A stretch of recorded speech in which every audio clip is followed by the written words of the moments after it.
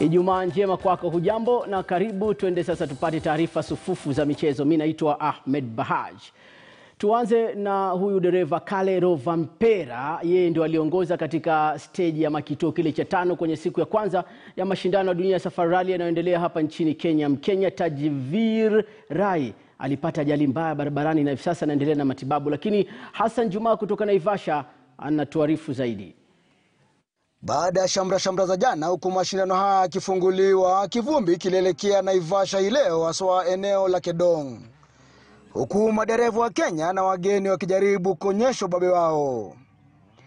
Hata hivyo, dereva Tajvir Rai aliyepiga upatu kushamiri alikuwa kwanza kuyaga mashindano haya baada ya gari lake kukumbwa na ajali. Kakake Onkarai anasema mbio anaendelea nazo japo ameshtushwa na ajali ya kakake. Just had an unfortunate situation with my brother. Just praying that he's okay. Yeah, it's been a very tough morning for me, mentally as well.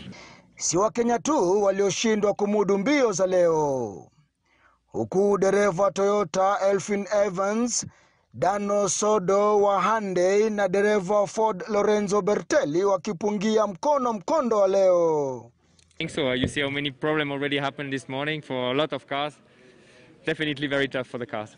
More than ever, we have to keep the eyes open and try to survive. We are just only very beginning, and I'm sure it will just get difficult. So for sure it's been demanding so far, but it will only get worse. Kwa sasa macho yote ni kwa dereva Thierry Novo kutoka Ubelgiji aliyeweka muda wa saa 1 dakika 23 na sekunde 19.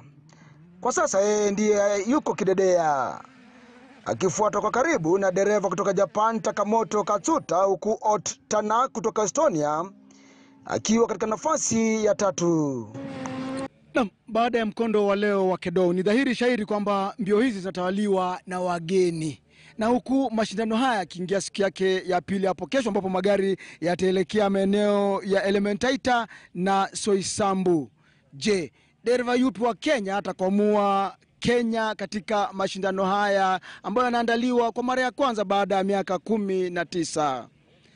Hassan Juma, KTN mjini Naivasha. Kesho pia ni siku tumekubali matokeo. Asante sana Hassan Juma.